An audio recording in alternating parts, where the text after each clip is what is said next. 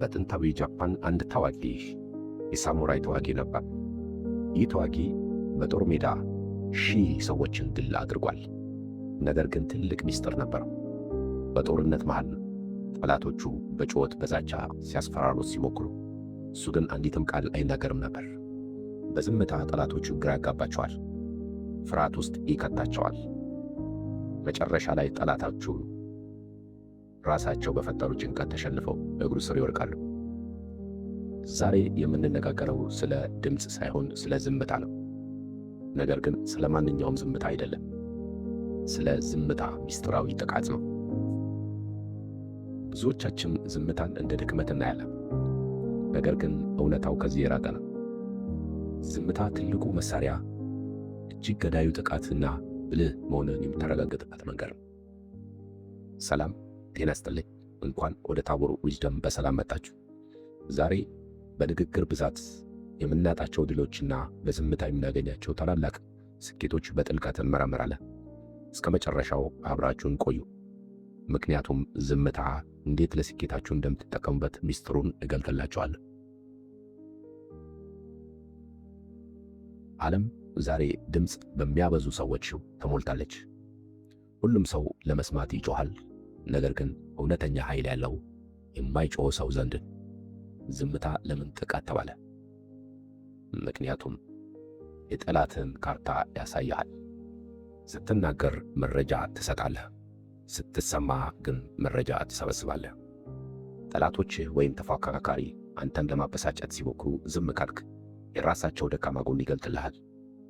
ድንገት ባልተጠበቀ ዝምታው ሲሆን የራሳቸው ፍርሃት መናገር ይጀምራሉ። ሌላው ዝምታ ክብርን ይገነባል። ብዙ መናገር የሚያበዛ ሰው ስህተት የመናገር ዕድሉ ሰፊ ነው።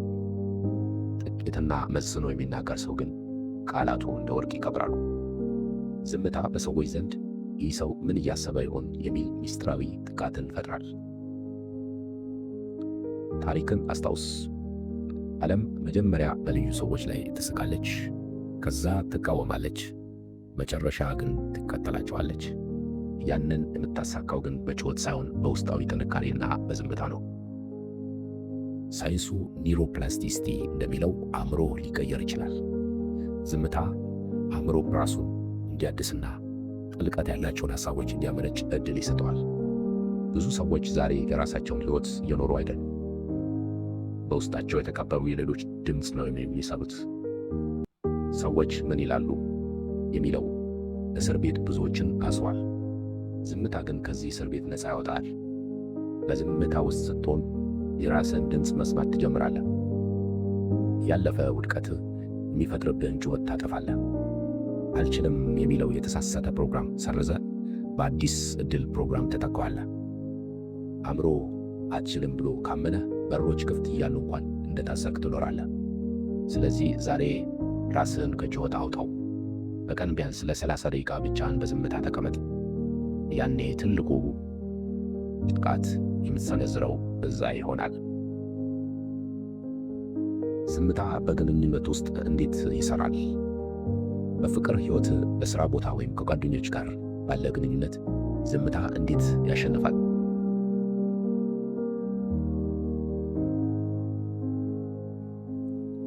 ሰዎች ሲሰድቡ ወይም ሲልቁ መልስ አለመስጠት ትልቁ ምላሽ ነው።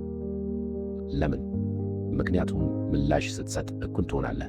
ዝም ስትል ግን ከነሱ በላይ መሆንን በተግባር ታሳያለህ። ዝምታ ለሞኝ መልስ ነው የሚለው አባባል ትክክል አይደለም። ዝምታ ለብልህ ሰው ትልቅ ጥቃት ነው። ብዙ ሰዎች የታሰሩበት ገመድ አያውቁትም። በሰዎች አስተሳሰብ ተቆልፈው ይኖራሉ። አንተ ግን በዝምታ ውስጥ ግርማ ሞገስ ገንባ። ሰዎች ስለ አንተ ምንነት እንዲጨነቁ እንጂ አንተ ስለ እነሱ አስተያየት የምትጨነቅ አትሁን። ምናልባት ዛሬ ትልቁ ጠላት ድህነት አይደለም፣ ያለፈ ውድቀትም አይደለም። በውስጥ ተቀምጦ አትሞክር፣ አትችልም የሚለው የሰዎች ድምፅ ነው። ይህንን ድምፅ የምታጠፋው በጩኸት ሳይሆን በዝምታ ነው። ዛሬ ራስህን ጠይቅ። የታሰርኩበት ገመድ የቱ ነው? ፍርሃት፣ ልማድ ወይስ የሰዎች አስተያየት? ከዚያ ቀስ ብለህ በጥሰው። ዝምታን እንደ ጋሻ፣ ስኬትን ደግሞ እንደ ጩኸት አትጠቀምበት። በዝምታ ሰርተህ በድል ዓለምን አስደመም። ይህ ቪዲዮ ለአንድ የተረበሸ አእምሮ ሰላም እንዲሆን ሼር ማድረጉን እንዳትረሱ። ታቦር ዊዝደም ሳብስክራይብ በማድረግ የጥበብ ቤተሰብ ሁኑ። ሀሳባችሁን በኮሜንት አጋሩ። ዝምታን መቼ ተጠቀማችሁበት?